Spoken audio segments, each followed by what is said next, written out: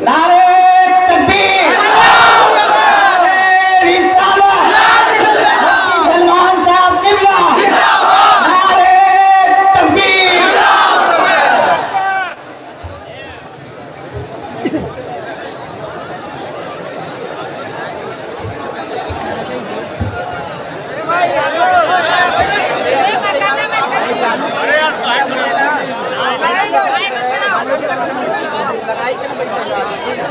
منبر نور پر جلوہ دار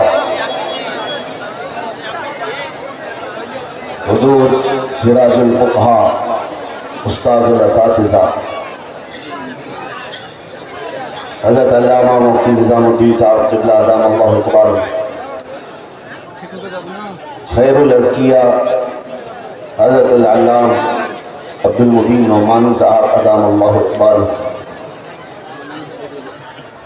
اساتذہ اشرفیہ خصوصیت کے ساتھ میرے محسن حضرت العلامہ نعیم صاحب قبلہ اور جملہ اساتذہ کرام، حاضرین اہل سنت و جماعت، خواہران ملت اسلامیہ، السلام علیکم ورحمۃ اللہ وبرکاتہ۔ الحمدللہ الحمدللہ الحنان المنان الذي خلق الإنسان وعلمه البيان، والصلاة والسلام على رسوله سيد الإنس والجان وعلى آله وأصحابه ذوي الخير والإحسان، أما بعد فأعوذ بالله من الشيطان الرجيم، بسم الله الرحمن الرحيم۔ النبي أولى بالمؤمنين من أنفسهم إلى آخر هذه الآية، صدق الله مولانا العظيم وبلغنا رسوله النبي الأمين المتين المختار الكريم، ونحن على ذلك من الشاهدين والشاكرين والحمد لله رب العالمين۔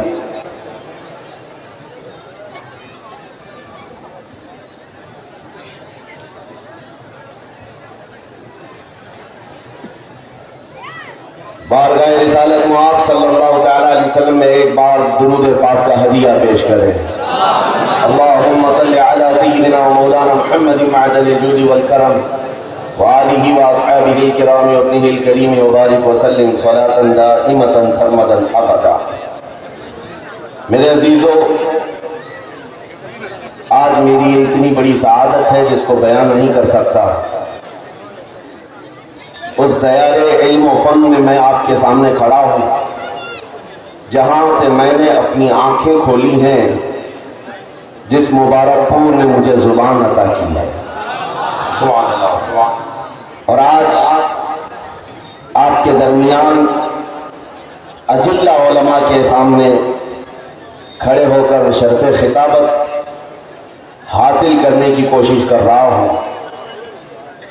یہ سب جو آج آپ دیکھ رہے ہیں، بات صرف اتنی ہے، میں اس کرم کے کہاں تھا قابل حضور کی بندہ پروری ہے۔ یہ سب تمہارا کرم ہے، آقا کے بعد اب تک بنی ہوئی ہے۔ سبحان اللہ، سبحان اللہ، سبحان اللہ۔ یا رسول اللہ، تیرے عشق کی بدولت مجھے زندگی ملی ہے، تیرے عشق کی بدولت مجھے زندگی ملی ہے۔ میری بات بن گئی ہے تیری بات کرتے، میری بات بن گئی ہے تیری بات کرتے کرتے، ہے جو زندگانی باقی یہ ارادہ کر لیا ہے، تیرے منکروں سے آقا میں مروں گا لڑتے لڑتے، تیرے منکروں سے آقا میں مروں گا لڑتے لڑتے۔ عزیزان گرامی وقار، اہل مبارک پور کو کسی چیز تفصیل کے ساتھ سمجھانے کی چندہ ضرورت نہیں، اشارات و کنایات بہت خوب جاننے والی یہ قوم ہے۔ یہ وہ مبارک پور ہے جس نے دنیا سنیت کی تقدیر بدل کر رکھ دی ہے۔ سبحان اللہ۔ ہندوستان کے دنیا سنیت میں آج جو علم و عمل کا آبشار نظر آتا ہے وہ مبارک پور کی دین ہے۔ الجامعۃ الاشرفیہ کا دنیا سنیت پر اس قدر احسان ہے کہ آپ یہاں سے چل کر کے ذرا دنیا دیکھیں تو آپ کو پتہ چلے گا جو ابر یہاں سے اٹھا ہے وہ سارے جہاں میں برسا ہے۔ سبحان اللہ سبحان اللہ۔ میرے عزیزو، آج مبارک پور کی سرزمین پر تحفظ ناموس رسالت کانفرنس کا انعقاد۔ میں آپ کو یہ بات بتا دوں، صرف جلسے سے ہم اس چیز کی بیداری نہیں لا رہے ہیں، کئی دہائیوں سے آپ کی سرزمین سے ناموس رسالت کی حفاظت کا بہت بڑا ذمہ اشرفیہ ادا کر رہا ہے۔ سبحان اللہ۔ الجامعۃ الاشرفیہ ناموس رسالت کی حفاظت کا ایک بہت بڑا ذمہ لیے چل رہا ہے۔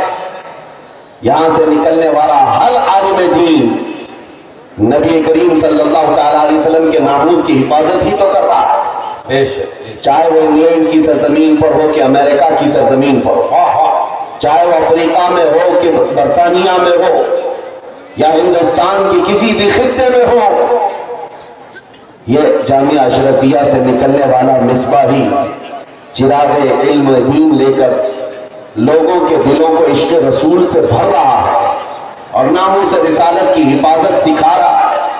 آج مجھے یہ بات کہنے میں ذرا برابر بھی عار نہیں ہے، میں اس منبر پر کھڑا ہوں جہاں میرا استاد ہی نہیں، استاد کا استاد کا استاد بھی بیٹھا ہوا ہے۔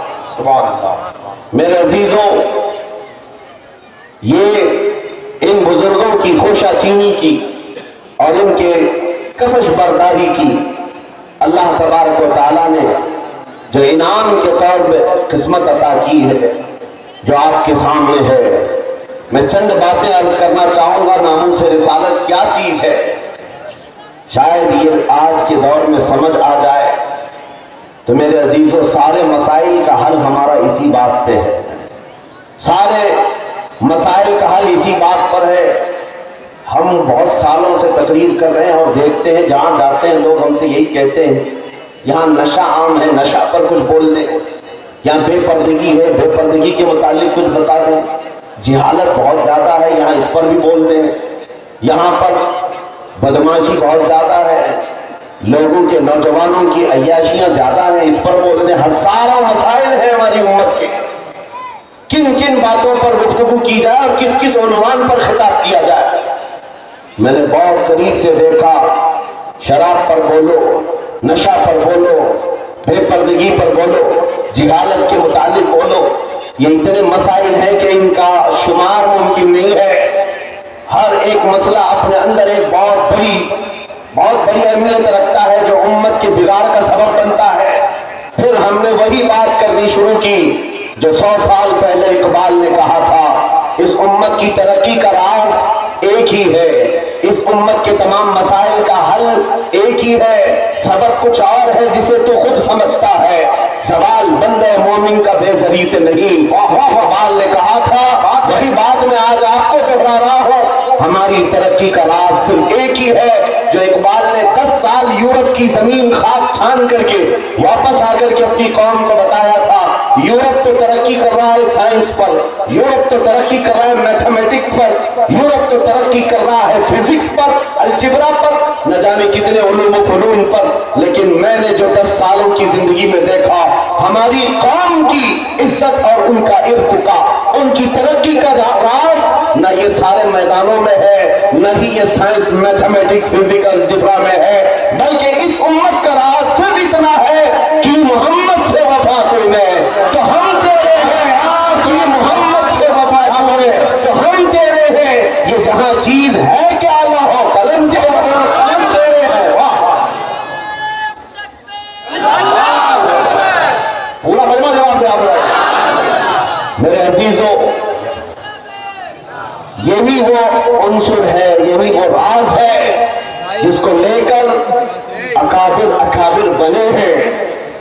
نبی کریم صلی اللہ تعالیٰ علیہ وسلم کا کمال درجے سے عشق کرنا حضور کے ساتھ، یہ ایک ایسا عنصر ہے، یہ ایک ایسا وصف ہے جو انسان کو اوج ثریا پر پہنچاتا ہے۔ میں ایک بات اکثر کہا کرتا ہوں میرے اپنے بیانوں میں کہ ایک فارمولا سن کر کے چلو مبارک پور والوں، ان کی بات کرو ہر دل پہ راج کرو، حضور پاک کی بات کرو ہر دل پہ راج کرو۔ یہ ہم نے دیکھا ہے کیا بات، قوم میں جو زندہ ہیں آج بھی نام وہ حضور پاک کے نام کی برکت سے زندہ ہے. سبحان اللہ. اقبال نے کہا تھا شاعر مشرق نے آبروئے ماں زنان مصطفیٰ است، ہم سب کی عزت و آبرو مصطفیٰ کے نام سے وابستہ ہے. کیا بات ہے، واہ. ہر چے دری دنیا باد مصطفیٰ است، جو کچھ بھی اس دنیا میں ہے وہ مصطفیٰ کے بعد ہے. مصطفیٰ کے بعد ہے، واہ واہ. جو رسول کریم صلی اللہ تعالیٰ علیہ وسلم کے ناموس کی حفاظت پر اور ان کے عشق پر آگے بڑھ کر چلتے رہے وہ اتنی بڑی طاقت کے مالک ہو گئے. میں آپ کو کیا بتاؤں، آج دنیا جس چیز سے خوف زدہ ہے، آج ہم ٹوٹے بکھرے ہوئے لوگوں سے دنیا جو ڈرتی ہے وہ اسی لیے نہیں کہ ہماری داڑیاں، ہماری ٹوپیاں، ہمارے جوتے ان کو ڈراتے ہیں، بلکہ اس ظالم دنیا کو جو سب سے زیادہ خوف لگتا ہے وہ تمہارے سینوں میں چھپے ہوئے عشق رسول کی دولت سے ہے. اسی کو اقبال نے کہا تھا یہ فاقہ کش موت سے ڈرتا نہیں ذرا. انگریز 100 سال پہلے یہ کہہ رہے تھے، انگریز یہ کہتے تھے یہ فاقہ کش موت سے ڈرتا نہیں ذرا، بھوکا رہتا ہے، پیاسا رہتا ہے لیکن موت سے نہیں ڈرتا ہے. یہ کیسا مسلمان ہے؟ لیکن اس کو جو موت سے بے خوف کرتی ہے وہ چیز ہے کیا؟ انگریز کہتا ہے روح محمدی اس کے بدن سے نکال دو، روح محمدی اس کے بدن سے نکال دو.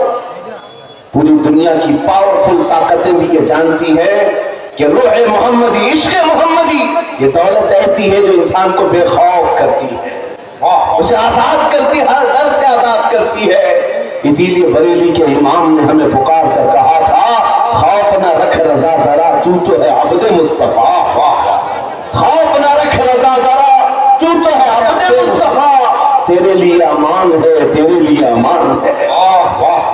عزیزان گرامی اوقات، آج جو حالات چل رہے ہیں اس اعتبار سے ایک ڈر کا ماحول، خوف کا ماحول، ایک ایسی سراسیمگی ہے جس کو ہم محسوس کر رہے ہیں.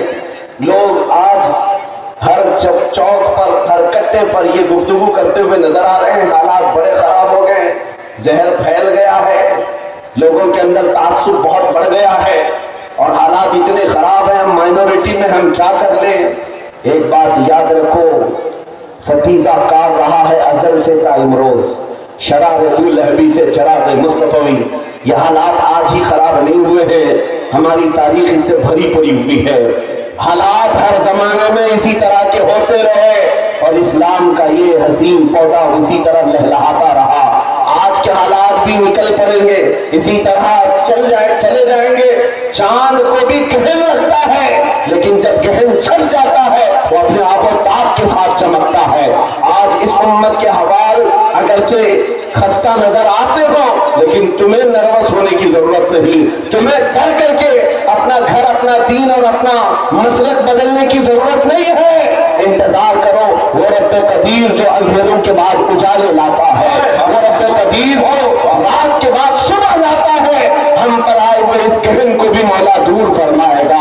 اسی بات کو میں کہتا ہوں، آج دنیا شور مچا رہی ہے، جو حالات چل رہے ہیں، میں مختصر سی بات کر کے اشارے میں آگے اپنے موضوع کی طرف آتا ہوں. میں آپ کے سامنے ایک آیت پڑھتا ہوں، 3-4 دن پہلے کی بات ہے. اس آیت کو پڑھا تو ایک میسج مجھے آیا، کہا مولانا اسٹیج پر بیٹھ کر کے چلانے سے کچھ ہوتا نہیں. قرآن کی آیت ہے، هو الذی ارسل رسولہ بالہدی ودین الحق لیظہرہ علی الدین کلہ. وہ اللہ ہے جس نے اپنے رسول کو ہدایت کے ساتھ اور دین حق کے ساتھ بھیجا. کس لیے بھیجا؟ اس لیے کہ پوری دنیا پر یہ دین غالب آئے. وہ رسول اس دین کو غالب کرے گا اور یہ دین اسلام پوری دنیا میں غالب آ کر رہے گا. جب ہم بات کر رہے ہیں اس زمانے میں میرا دین غالب آئے گا، لوگ مذاق اڑاتے ہیں، کہتے ہیں حالات ذرا باہر نکل کر کے دیکھو، تمہارے چھیترے اڑ رہے ہیں اور تم کہہ رہے ہو کہ دین غالب آئے گا.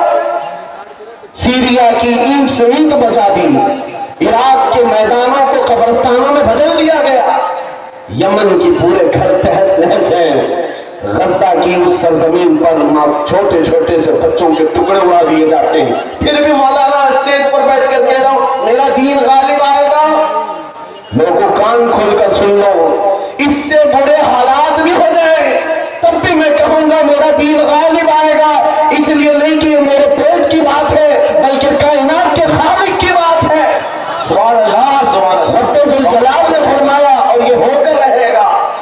دین غالب آئے گا۔ ان حالات میں لوگ یہ کہتے ہیں جب ہر طرف سے ہم ہی مارے جا رہے ہیں، ہماری ہی ٹکڑے ہو رہے ہیں، سارے ظلموں کا نشانہ ہم یہ ہے، پوری دنیا نے ہم کو ٹارگٹ نمبر 1 پر رکھا ہوا ہے۔ اس دور میں آپ ایسی باتیں کیسے کر سکتے ہیں؟ میرے عزیزوں، آپ کو میں اسی ڈر سے نکالنا چاہتا ہوں، اسی خوف سے نکالنا چاہتا ہوں۔ آپ کو پتا ہے ہم نئے انداز کے یہ سارے حالات دیکھنے والی قوم سے تعلق نہیں رکھتے، ہم تو اس قوم سے تعلق رکھتے ہیں جہاں 14 صدیوں سے ہمارے بڑوں نے ہمیں کربلا کی داستانیں سنائی۔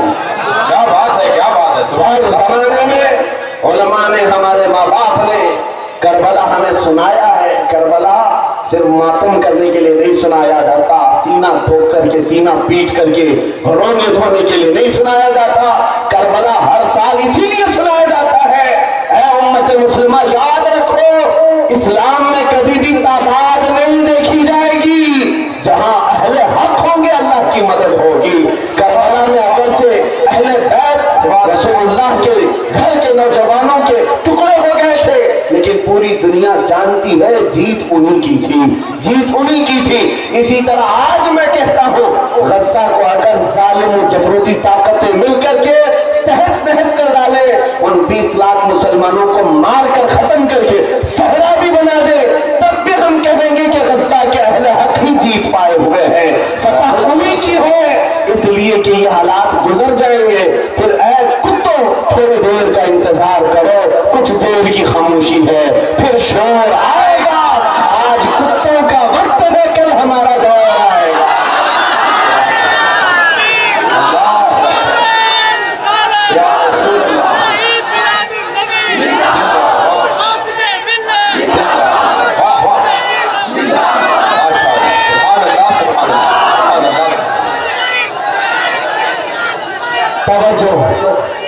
میں بات اب ناموس رسالت کے متعلق عرض کرتا ہوں۔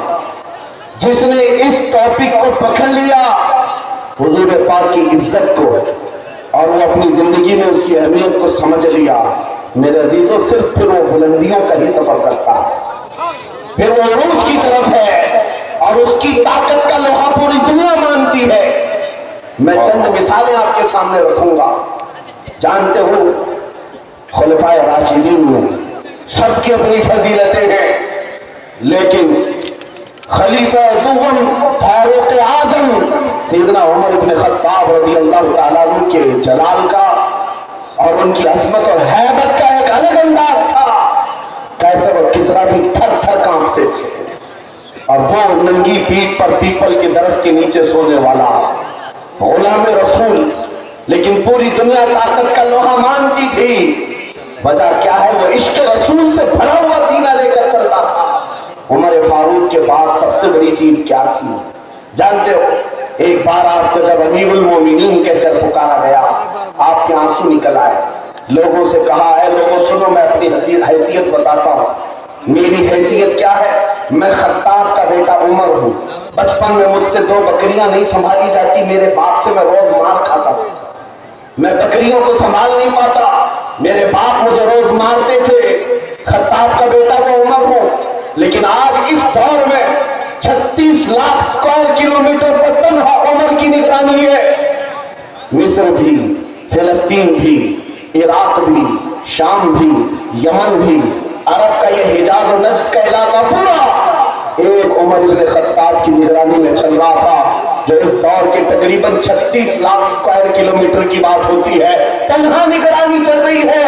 لیکن اس عمر بن خطاب نے یہ نہیں کہا یہ میں نے اپنے طاقت کے بلبوتے تم پر حکمرانی قائم کی ہے، میں اپنے عدل کے بلبوتے تم پر اس حکمرانی کا تخت بچھایا ہے، نہیں، لوگوں سے کہا کہ اے لوگوں، یہ جو آج مجھے حیثیت ملی ہے اس لیے نہیں کہ خطاب کا بیٹا عمر ہوں، اس لیے کہ محمد عربی کا غلام عمر۔ اپنی نسبت جب حضور سے مضبوط کرے، دنیا اس کی طاقت کا لوہا مانتی ہے، ناموس رسالت کی حفاظت پر جڑا ہے میدان میں۔ اللہ کریم نے ان کے بازوؤں کو طاقت بخشی ہے، اور کفار و مشرکین کے سینوں میں ان کا رعب ڈال دیتا ہے۔ یہ تاریخ کی سچائیاں بتاتی ہیں۔ آپ کو پتا ہے सैयदना उमर फारूक रज़ी अल्लाह ताला अन्हु का ये अजीम खिलाफत का ज़माना, उनके मुतालिक जो लिखा गया आज भी मौजूद है। सैकड़ों मील दूर रहने वाले कुफार मुशरिकीन की फौजें सिर्फ उनके नाम से कांपती थी, डरती थी। यही उनसुर, यही वस्फ में आप कहता हूं कि वो नामों से रिसालत की हिफाजत और इश्क रसूल से भरा हुआ सीना लेकर चलो। ये इस जमाने का नहीं, हर जमाने का सबसे बड़ा हथियार है, सबसे बड़ा हथियार है। लोग आज ये कहते हैं, बाज लोग जो मेरे साथ हर जलसे में इन्वेस्टिगेशन करते भी रहते हैं, हर जगह चलते रहते हैं, कई मतलब हमारे इलाके में भी आए और वो बार बार हमसे ये इन्वेस्टिगेशन करते, आप चाहते क्या हिंदुस्तान में, जहां जा रहे हो ये पूरे मजमे को जमा कर रहे हो जज्बे में और इनको जोश दिलाकर खड़ा कर रहे हो, क्या चाहते हो? उनको शायद ऐसा लगता होगा कि हम कोई बहुत बड़ी ऐसी तंजीम बना रहे हैं जो बम बांध करके कहीं उड़ जाए, उन्हें शायद ऐसा लगता हो। इसीलिए बार बार इस चीज की तलाश में सरगर्दा है।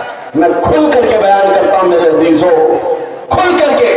अभी हम अपने मुंबई में एक मरकज बना रहे थे, तो शायद वहां तक पहुंची बातें, कुछ लोग कहने लगे ये कुछ सुरंग बना रहे हैं जिसमें जिहाद सिखाने वाले।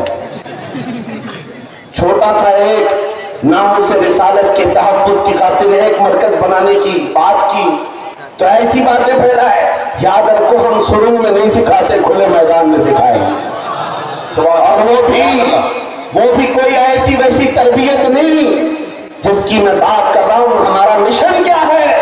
मियां, मैं तो अपने नौजवानों से कहता हूं, चाकू छुरी तलवार बंदूक बारूद तो दूर है, तुम ब्लेड लेकर के भी मत चलो, इसलिए कि प्लास्टिक का ब्लेड भी तुम्हारे हाथ में होगा तो कल फ्रंट पेज पे तुम्हारा नाम आतंकवादियों के साथ। ये तो आज का मिजाज है।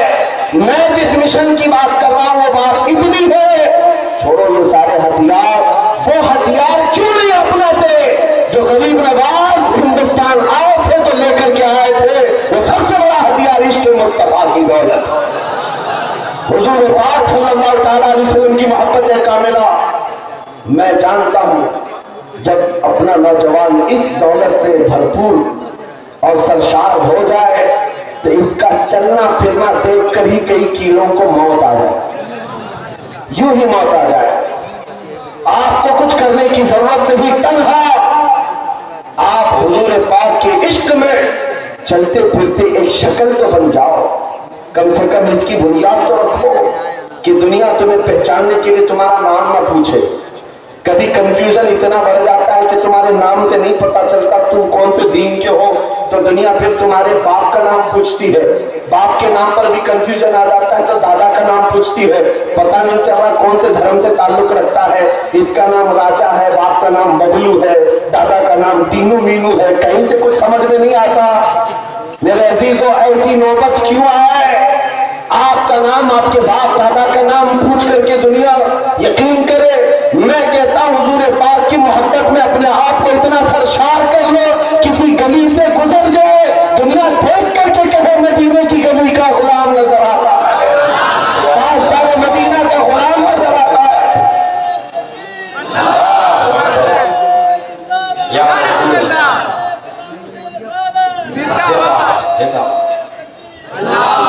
और ये नामों से रिसालत की हिफाजत ये अल्लाह रब्बुल इज्जत की शान है। वो खुद अपने हबीब की इज्जत की हिफाजत करता है। आपको पता है कुरान पाक में एक दो नहीं कई आयतें जब जब कुफार ने हुजूर की तरफ उंगली उठाई थी तो जवाब पहले रब्बुल आलमीन का था।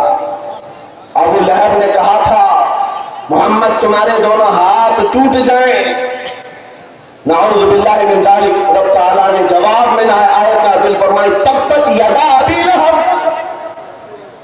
मोहम्मद सल्लल्लाहु अलैहि वसल्लम के नहीं, अबू लहब के दोनों हाथ बर्बाद हो जाए। कुरान में आयत है ए नबी पाक की नामों की हिफाजत नहीं है तो क्या है? ये दिफा है, डिफेंस है जो खुद रब्बुल जलाल फरमा रहा है। अबू लहब ने कहा था जब मेरे आका सल्लल्लाहु अलैहि वसल्लम के बेटे हजरत इब्राहीम का इंतकाल हो गया, हुजूर के 3 बेटे थे, तीसरे बेटे का जब इंतकाल हुआ तो ये बात फैलाई गई कि मोहम्मद सल्लल्लाहु अलैहि वसल्लम की नस्ल खत्म हो गई, बेटों से नस्ल चलती है, ये तीसरा बेटा भी चला गया। नबी करीम सल्लल्लाहु ताला अलैहि वसल्लम गमगीन हुए।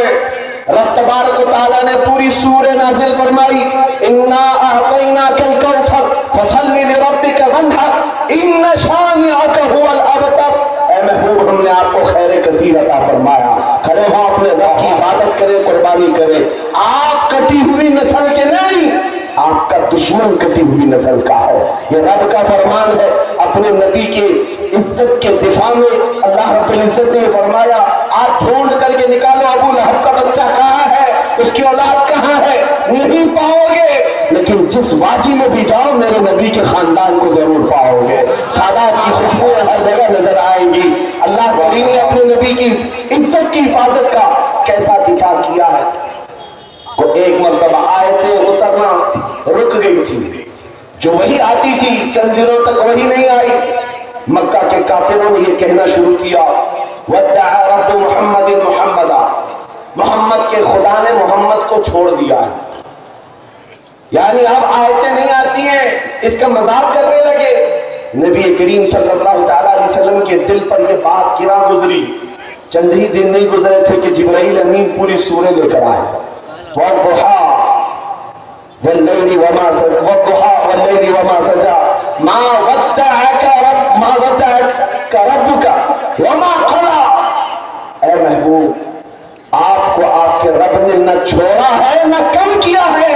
वलल आखिरतु खैरुल लका मिनल ऊला, बल्कि आपकी हर आने वाली घड़ी पिछली घड़ी से कई दर्जे बेहतर।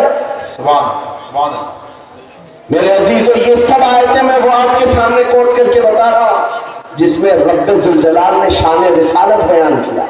अपने नबी की तरफ उठने वाली उंगलियों को रब तबारक व तआला ने तोड़ दिया। जवाब इरशाद फरमाया, आज अगर नामूसे रिसालत की हिफाजत या उसका दिफा कोई करता है तो ये सुन्नत इलाहिया है, ये अल्लाह रब्बुल इज्जत के कानून और उसकी सुन्नत है। आज इस सुन्नत पर अमल करते हुए जो अकाबिरीन उम्मत आए उनकी मिसालें मैं आपके सामने रखता हूं। लोगों, एक बात याद रखो, हालात जितने भी खराब हो जाए अपने नबी की इज्जत की हिफाजत वो जिससे चाहे ले ले, जिससे चाहे ले ले। ये जरूरी नहीं कि वो जमाने का बहुत बड़ा मुत्तकी परहेजगार हो, ये जरूरी नहीं है कि बहुत बड़ा फकीह और आलिम दीन हो। मौला करीम अपने नबी की इज्जत की हिफाजत पत्थरों से भी चाहे ले सकता है, कुत्तों से भी ले सकता है। अल्लामा इब्न हजर अस्कलानी रहमतुल्लाह अलैह लिखते कि ततारियों का जो हमला हुआ था बगदाद में, बगदाद को उन्होंने तबाह कर रखा था। ऐसा तबाह किया था कि पूरे बगदाद की सड़कें और वहां की गलियां मुसलमानों के खून से भरी हुई थी। दरिया दजला के पानी को लाल कर दिया था मुसलमानों के खून से। मुसलमानों की खोपड़ियों से मीनार बना दिए थे। इतने कत्ल जिसका शुमार नहीं होता। जखीरा जो मुसलमानों का था बड़ी बड़ी किताबों में उसको जलाकर राख कर दिया था। एक वक्त ऐसा आया कि ततारियों का जो हाकिम था उसने कुछ उलमा को कैद करके गिरफ्तार करके अपने दरबार में मंगवाया जो मुसलमान बच्चे कच्चे थे। उन उलमा को बेड़ियां बांध करके जमीन पर औंधा लिटाया गया। आप पूछते हैं ना इन हालात में हमें क्या करना चाहिए। सुनिए मेरे अजीजों, हालात तो ऐसे हो गए थे बगदाद में कोई उनका पुरसाने हाल नहीं। आज लोग ये भी कह रहे हैं कि गज्जा के मुसलमानों का कोई पुरसाने हाल नहीं। क्या होगा, क्या होगा? तवज्जो, उन उलमा को कैद करके बेड़ियां बांध करके जंजीरों में बादशाह अपने दरबार में औंधा लिटाया है। और इतने ही पर बस नहीं, एक ज़रख़रीद ईसाई पादरी दरबार में लाया गया है। उसको नजराना सिर्फ इस बात का दिया जा रहा है कि वो रसूलुल्लाह की शान में गालियां दे, हुजूर की शान में गालियां दे, इन मुसलमानों के दिलों को जलाए। हर जमाने में दुनिया ये जानती है मुसलमान कत्ल से उतना डरता नहीं है जितना रसूल पाक की इज्जत पर कोई उंगली उठाता है तो उसे तकलीफ होती है। और है ये हकीकत है। हमारे बहुत सारे जुल्म सितम हम बर्दाश्त कर लेते हैं लेकिन नबी पाक की शान में अदना तौहीन बर्दाश्त नहीं होती। नहीं, उस जालिम ने एक ईसाई पादरी को दरबार में बुलाया और कहा इनके नबी की शान में गालियां देते रहो, तुम पर पैसे लुटाए जाएंगे। और वो गालियां देने लगा। कौन है वहां पर जो हिफाजत करे نبی کے نام کی عزت؟ کون ہے، کون حفاظت کرے گا؟ جو علماء تھے وہ تو زنجیروں پہ قید ہیں، کون ہے؟ اللہ کریم جب چاہے جیسے چاہے حفاظت کرتا۔ دربار میں بادشاہ کا ایک کتا تھا جو سونے کی زنجیر سے کھوٹے پر بندھا رہتا تھا، ایک کھوٹے پر بندھا رہتا تھا۔ جیسے ہی وہ پادری گالیاں دینے لگا وہیں سے کتا بھونکنے لگا، زور زور سے بھونکنے لگا۔ درباریوں نے کہا کہ تیرا بیان شاید کتے کو اچھا نہیں لگ رہا اس لیے کتا بھونک رہا ہے۔ عیسائی پادری نے کہا وہ تو جانور ہے، میرا بیان کیا سمجھے گا؟ دوسری بار گالیاں دینے لگا، کتا پھر بھونکنے لگا۔ پھر لوگوں نے کہا تیرے بیان پر ہی کتا بھونک رہا ہے۔ اس عیسائی پادری نے کہا میرے بیان پر نہیں بھونک سکتا، اسے کیا خبر ہے؟ تیسری بار جب نبی پاک کی شان میں ہرزہ سرائی شروع کیا، اس کتے نے زنجیر توڑ دیا اور اچھل کر کے ایسے دربار میں آیا، اس عیسائی پادری کے سینے پر چڑھ کر اسے دم صدر میں چاک کر کے 2 ٹکڑوں میں بدل دیا۔ اس کتے کی ہیبت ایسی طاری تھی، پورے دربار میں سپاہی سے لے کر بادشاہ تک ہر آدمی کھڑا رہ گیا اور کتے کو دیکھنے کی بھی تاب نہیں تھی، ایسا لگتا تھا کوئی شیر ببر آیا ہوا ہے۔ اس کتے کی ہیبت سے لوگ ڈرے ہوئے تھے، اور تاریخ میں یہ لکھا ہے جنہوں نے ہماری کھوپڑیوں سے مینار بنایا تھا، جنہوں نے بغداد کو ہمارے خون سے نہلایا تھا، اسی تتاریوں کے دربار میں 1-2 نہیں 10,000 تتاریوں نے کلمہ پڑھ کر اسلام قبول کر لیا۔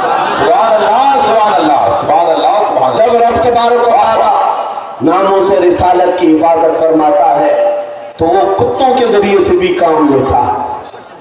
یہ بات یاد رکھو، اور دنیا کو بھی میں یہ بتاتا ہوں، ہمیں قید کر دینے سے یا ہمیں پھانسی دے دینے سے اسلام کا خاتمہ نہیں ہوگا۔ کچھ لوگ یہ سمجھتے ہوں گے، آپ کو پتہ ہے تاریخ میں جب مراد آباد میں کفایت علی کافی رحمت اللہ تعالیٰ علیہ کو پھانسی پر چڑھایا گیا تھا، انگریز 8 دن تک جشن منا رہے تھے۔ ایک ایسے مولوی کو ہم نے پھانسی پر چڑھایا ہے جس کی زبان چلتی تھی تو ہزاروں لوگوں سے سنتے تھے، اور پورے لوگوں میں اس کا ایک روپ تھا۔ ہم نے اس مولوی کو ختم کر دیا، مسلمانوں میں ایک خوف پیدا ہو جائے گا، ڈر پیدا ہو جائے گا۔ انگریز 8 دن جشن منائے ہوں گے لیکن انہیں خدائی قانون معلوم نہیں۔ مراد آباد میں پھانسی پر چڑھا رہے ایک عاشق رسول کو، اور پروردگار عالم اسی مراد آباد کے پڑوس شہر بریلی میں امام محمد رضا کو پیدا کر رہا ہے۔ وہ ایسا عاشق رسول پیدا کیا، جب وہ جوان ہوا تو صرف قلم سے نہیں، صرف زبان سے نہیں، بلکہ پوری تحریک چھیڑ دی۔ اور آج حالت یہ ہے، انگریز ایک عاشق رسول کو پھانسی پر چڑھا کر یہ سمجھتے تھے کہ عشق رسول کا خاتمہ ہو گیا۔ نہیں، ممکن نہیں ہے۔ بریلی کی زبان پھر چلی ہے تو ایسے چلی، خطہ خطہ آج بولتا ہے، ڈال دی قلب میں عظمت مصطفیٰ سیدی اعلیٰ حضرت کو لاکھوں سلام۔ عزیزان گرامی اوقات، آج ان حالات کو دیکھ کر جو سراسیمگی ہے نوجوانوں میں 2 چیزیں عرض کرتا ہوں۔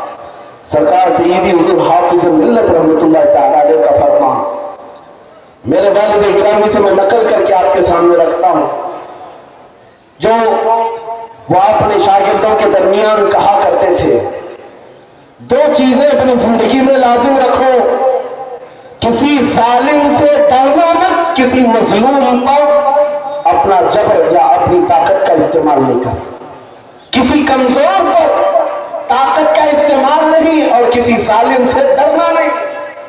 یہ 2 چیزیں لے کر کے چلو، تمہارا کچھ نہیں ہوگا۔ کلمہ طیبہ پڑھا ہے اور میرے نبی کی امت میں موت تو یوں بھی کسی بستر پر آنی ہی ہے، اور جب موت آنا ہی ہے تو میرے نبی کی سنتوں پر آ جائے، حضور کی محبت میں آ جائے، کیا فرق پڑتا ہے؟ عزیزان گرامی وقار، اس جملے کو لے کر چلے، خاص کر آپ کے اس صوبے میں یہاں لوگوں کو بلڈوزر سے ڈرایا جاتا ہے۔ مسلمانوں، ایک چھوٹی مشین سے ڈرنے والی قوم تو نہیں، غیر قانونی چیزوں سے بچ جاؤ۔ بلڈوزر کیا کری، اس سے بڑی مشینیں بھی آئیں، تمہیں ہلانا نہیں چاہیے۔ ہاں، زیادہ سے زیادہ غیر قانونی یا پھر کسی طرح سے اپنے ہوس کے لیے مکانوں کو یا دیواروں کو گرایا جا سکتا ہے، لیکن مضبوط عشق رسول ہو، اس سے بڑی طاقتیں بھی تمہارے سینے سے عشق رسول نہیں چھین سکتی، نہیں नहीं छीन सकती। बस उस दौलत को बनाओ, उस दौलत को बनाओ जो छीनी नहीं जा सकती, जिसको आला हज़रत इमाम अहले सुन्नत फाज़िल बरेलवी फरमाते हैं, ऐ इश्क तेरे सदके जलने से छुटे सस्ते, ऐ इश्क तेरे सदके जलने से छुटे सस्ते, जो आग बुझा देगी वो आग लगाई, वो आग लगाई। वाह वाह। बस उस इश्क की बात मैं करता। वो अगर तुम्हारे पास है तो ये छोटी मोटी मशीनें क्या तुम्हारा बिगाड़ेगी? घर तोड़ सकते हैं, या तुम्हारी जायदादें ले सकते हैं, या तुम्हें जेलों की सलाखों पर बंद कर सकते हैं। इतना अगर होता है तो आपको ये आदत डाल लेनी चाहिए, मुजफ्फर को मुक़य्यद न समझे सैयाद, मेरी असीरी भी सुन्नत आबाई। अगर कैद हो भी जाए तो इतनी बात याद रखो, हमारी असीरी भी सुन्नत आबाई। अजीज़ान गिरामी औक़ात, नामूस रिसालत की हिफाजत पर जिन्होंने पहरा दिया है, उनकी चंद मिसालें मैं अर्ज कर रहा था। वो सहाबा इकराम रिज़वानुल्लाहि तआला अलैहिम अजमाइन, जिनकी हैबत का आलम यह था कि वो तन्हा जाते लेकिन दुनिया को खौफज़दा करते थे। किस बात पर? अरे पैबंद लगे कपड़े पहनकर जा रहे हैं, पैरों में चप्पल नहीं, हाथों में ऐसी तलवारें जिससे सब्जियां नहीं कटती, लेकिन उसके बावजूद हजारों की फौज में उनका रौब था। सैयदना खालिद बिन वलीद सैफुल्लाह मसलूल 125 जंगें अपनी जिंदगी में लड़ी, एक जंग में भी शिकस्त नहीं हासिल किया, शिकस्त नहीं हुई। उनकी एक तलवार का वजन 35 किलो का था, वो ढाल 40 किलो की, ये लेकर लड़ते थे और जिस मैदान में उतरते थे सफों की सफे दरहम्बर। कौन नहीं जानता आज दुनिया में खालिद बिन वलीद का नाम, जिसको अल्लाह के रसूल ने सैफुल्लाह मसलूल कहा। लेकिन जानते हो, इतनी महारत ताम्मा, जंगी मैदान का एक ऐसा बतले जलील जो कभी शिकस्त का मुंह नहीं देखा, एक भरी जंग के दौरान अमामा गिर गया था। कुफार सामने हैं और तलवारें सोते हुए हैं, गर्दन पर तलवार आ सकती है। खालिद बिन वलीद तलवारों की परवाह नहीं कर रहे, उस अमामा को उठाने जा रहे हैं, अपनी पगड़ी उठाने जा रहे हैं। और दोनों काफिर वहां जो आपकी गर्दन के पास थे वो देखकर हैरत में रह गए। ऐसा सिपह सालार जो हर जंग को फतह कर लेता है, आज अपनी गर्दन बचाने की बजाय अपनी पगड़ी बचाने चल पड़ा। ये तो जंग के हुनर नहीं होते, एक छोटा सिपाही भी ऐसी गलती नहीं करता। खालिद बिन वलीद बड़े इत्मीनान के साथ अपनी पगड़ी उठा ली और अपने सर पर रख लिया। और उन काफिरों ने पूछा, हम तो तुम्हें बहुत बड़ा माहिर सिपह सालार समझते, लेकिन तुमने आज ऐसी गलती की है जो एक छोटा सिपाही भी नहीं करता। हम अपनी तलवारें, नंगी तलवारें तुम्हारी गर्दन तक ला चुके थे और तुम उस पगड़ी के पीछे भाग रहे थे, अभी गर्दन अलग कर देते हम। खालिद बिन वलीद ने कहा, फिर अलग किया क्यों नहीं? फिर इंतजार क्यों कर रहे थे? अलग किया क्यों नहीं? आपने फरमाया, तुम क्या समझते हो खालिद बिन वलीद अपने बाजू की ताकत से ये जीतता है, अपनी कुव्वत के बलबूते जंगों में फतह हासिल करता है? ये बात नहीं। मेरी इस पगड़ी की अहमियत तुम नहीं जानते, इसमें मेरे रसूलुल्लाह के 3 मुँह मुबारक है। मेरा ये यकीन है, इन मुँह मुबारक की बरकत से अल्लाह मुझे फतह अता करता। सुभान अल्लाह, सुभान अल्लाह, सुभान अल्लाह, अल्लाह या रसूलुल्लाह जिंदाबाद। मेरे अजीजों, एक बात याद रखो, दुनिया में जिसने भी हैबत तारी की है वो इश्क रसूल की दौलत से ही तारी किया। वो खालिद बिन वलीद रज़ी अल्लाह ताला को नबी करीम सल्लल्लाहु ताला अलैहि वसल्लम से कमाल दर्जे की मोहब्बत, हुजूर के आज़ाए मुबारका, बाल मुबारक से इस कदर वालहाना अकीदत, जिसकी वजह से उनका यकीन था कि मुझे जंगों में फतह मिलती है और कुफार के दिलों में हैबत तारी होती है। आपको पता है, तारीख में आप झांक करके देखें, एक ऐसा खलीफा भी गुजरा है जिसका नाम आज भी लोग लेते हैं, बल्कि यूरोप की सरजमीन पर तो अब उस अजीम जर्नेल का दिन मनाया जाने लगा है, वो सलाहुद्दीन अय्यूबी। जब बैतुल मुक़द्दस की बात आई है तो हर जगह से सलाहुद्दीन का भी नाम आ रहा है, नाम जुड़ा हुआ है। इटली और डेनमार्क में अब लोग सलाहुद्दीन डे मना रहे, हम नहीं।